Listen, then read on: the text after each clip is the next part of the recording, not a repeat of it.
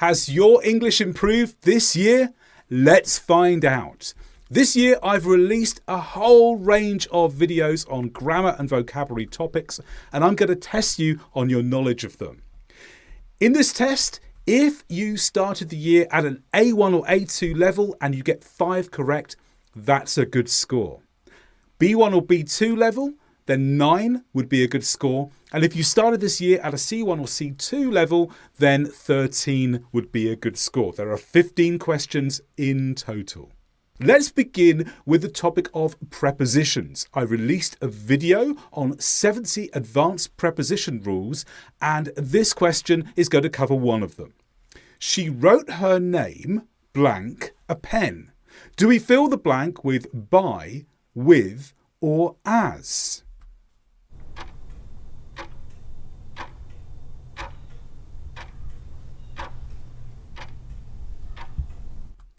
The answer is with. She wrote her name with a pen. We use with before nouns that fulfill an action. So here, a pen was used to write. So she wrote her name with a pen.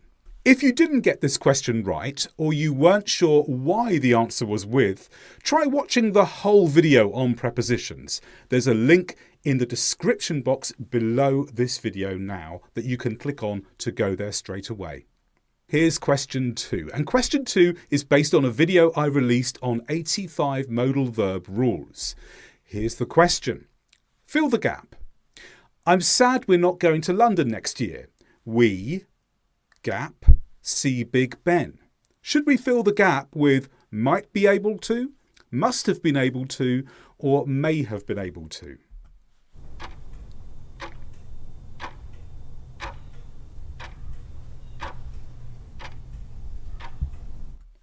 The answer is may have been able to. We use may have been able to, or may have been followed by another verb, for imagining future activities which you cannot do. So here, the person wants to go to Big Ben in the future. They cannot go to Big Ben in the future. They are imagining the situation being different. They are imagining that, yes, they can go. And they use may have been able to say what would have been possible for them to do. Go to the video description and click on the link if you'd like to watch the whole video with 85 modal verb rules. For question 3, we're looking at present tenses. Here's your question. You are, gap, helpful. Do we fill the gap with being, be, or been?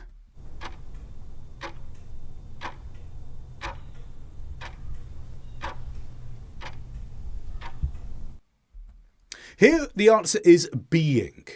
We don't often use being for the present continuous, but here we can, because we're talking about temporary behaviour. This is the behaviour of the person in this moment, not permanent behaviour, but just right now. You are being helpful right now. Question 4 is based on politeness. There's a form of English which is more polite than other forms. Can you spot which one it is here? So which is the most polite out of these? A, you shouldn't drive so fast. B, I feel you shouldn't drive so fast. And C, I feel it'd be better not to drive so fast.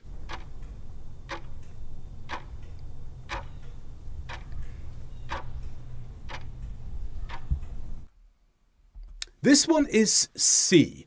I feel it'd be better not to drive so fast. But why? There are 3 tips in the top right corner that you can follow. Advice can be more polite by using I, not you. So you talk about things from your perspective rather than saying you, which sounds like you're pointing a finger at someone more threateningly. By using would. Would is this special polite word in English, and it can be shortened to apostrophe D.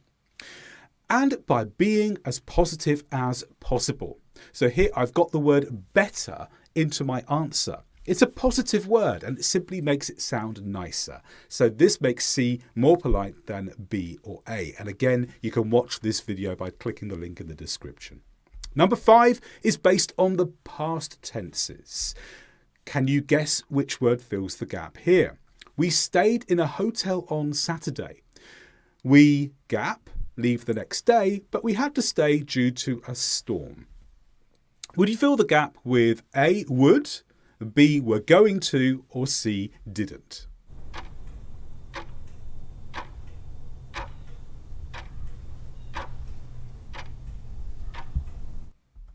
The answer here is were going to, not would, not didn't.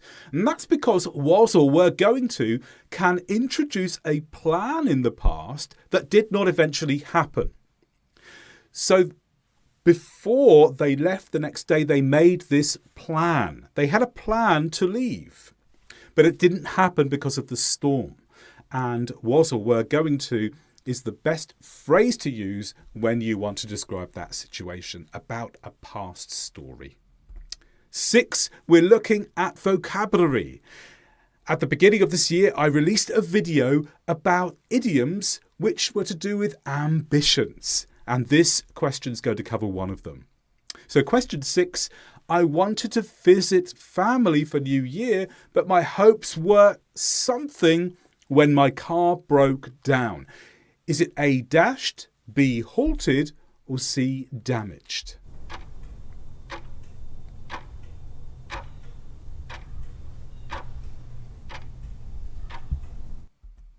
This is dashed. My hopes were dashed. Hope dashed is a phrase we use, an idiom that we can use that means hope gone suddenly. Dashed is this word when combined with hopes. It takes on this new meaning of hope. Number 7 looks at reported speech rules. Which word goes in the gap here? The new report concurred with, at, or on previous studies on the topic.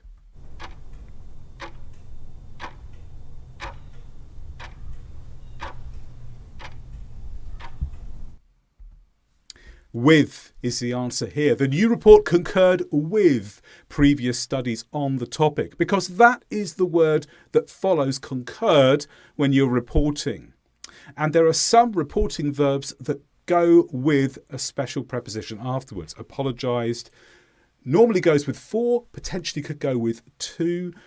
Object often goes with to, and disagree normally goes with the word with as well. So again, you can watch this video at more length if you go to the link in the description below.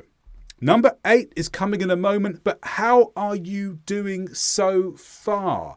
And a quick reminder that you can learn so much more about grammar on my Perfect English Grammar course. And again, you can click on a link in the description to this to find out more about that. But let's go on to number 8. And that is on the topic of phrasal verbs.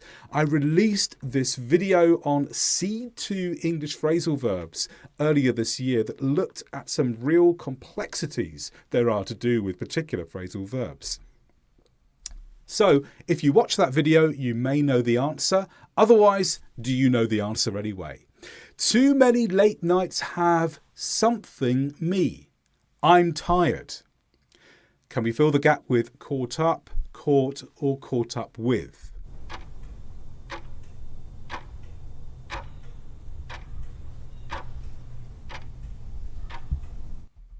Caught up with. Too many late nights have caught up with me.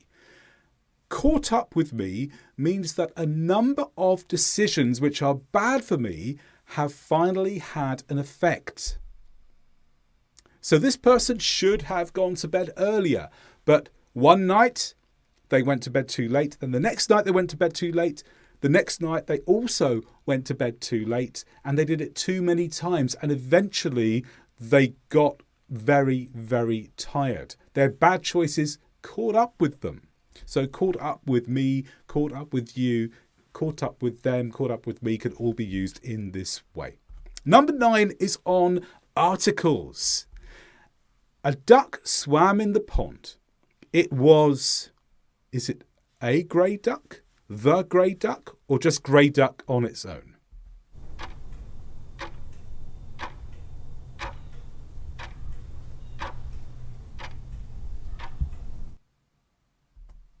And this is a little exception because the answer is actually it was a grey duck.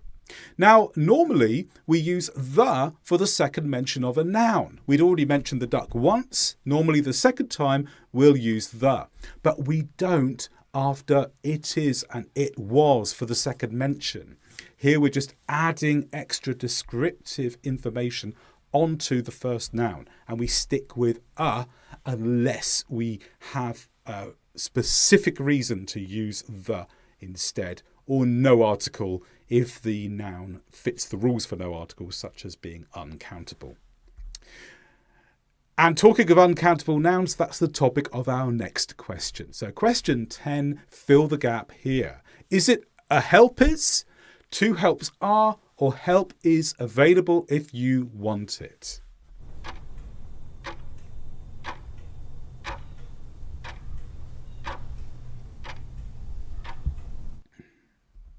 Help is available if you want it.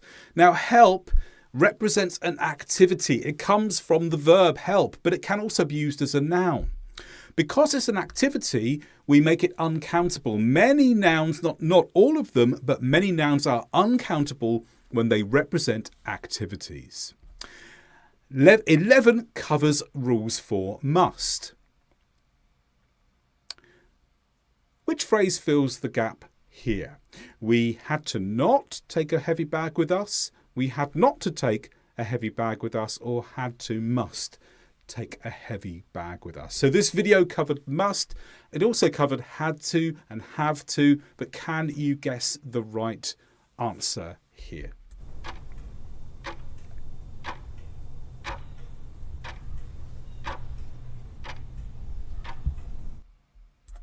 Had to not take a heavy bag with us. Had to not means it was necessary not to do something in the past.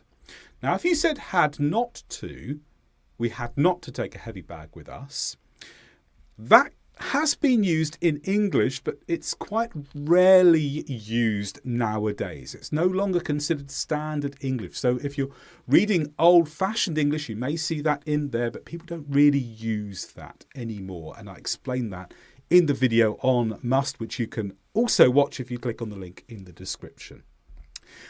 And now number 12 is on conditionals. If, when, or should autumn arrives, many leaves turn brown. Which one?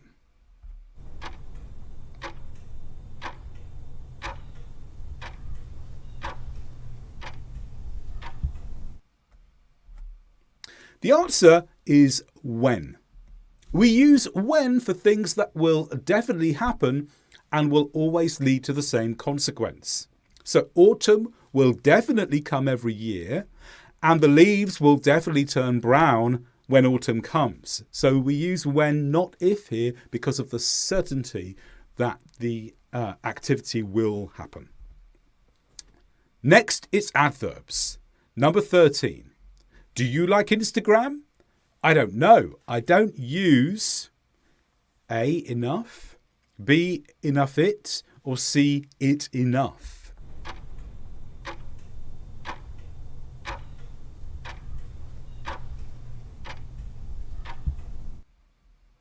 And the answer is I don't use it enough. And that's because here enough is describing the whole of the sentence. It's describing how much you use it. So it's describing everything here. So here it goes at the end. Now, enough can go before a noun, but only if it's describing that noun. So, for example, you could say, I don't use enough social media sites. Because if you put it in that context, then enough is just describing the amount of social media sites, the noun. It's not describing the whole sentence. So that's how you choose the difference in position when using enough. Again, watch the video if you want to learn more about that and many more adverb rules. 14 is on linking words. Where are the shops? I expect they are in the, is it vicinity, place, or site of the main road?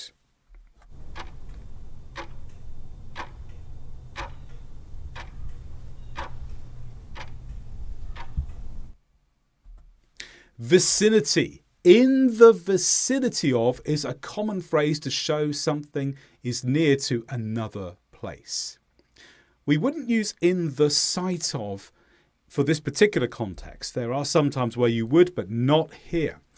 Here we could have possibly said in sight of, but not in the sight of.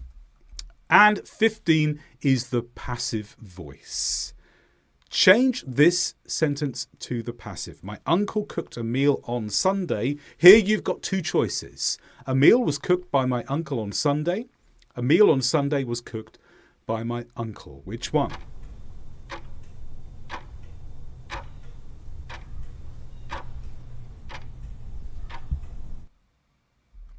A meal was cooked by my uncle on Sunday. Now, why does it stay in this position? When the final phrase describes the whole activity, leave it at the end when converting to the passive form. So, on Sunday describes everything. It describes the situation where the uncle cooked a meal. Sunday doesn't tell us about the meal. The meal does not contain Sunday. The meal is not Sunday. So Sunday is not describing meal here. So when the word or the phrase is describing the whole sentence, leave it at the end. It does not need to be attached to the noun. If, however, I'd said my uncle cooked a meal with potatoes, then you would need to keep that with the word a meal. It would be a meal with potatoes was cooked by my uncle, because here the noun and the phrase go together. The phrase stays with the noun because the phrase describes the noun. A meal with potatoes. Potatoes is telling us more about the meal, so keep those together. Well done for completing the test. I hope you got a good score on it. And a reminder, if there were areas of the test where you were not sure, this is a good moment to go back and check those videos where you did have some questions or doubts. And finally, thank you for supporting my channel this year.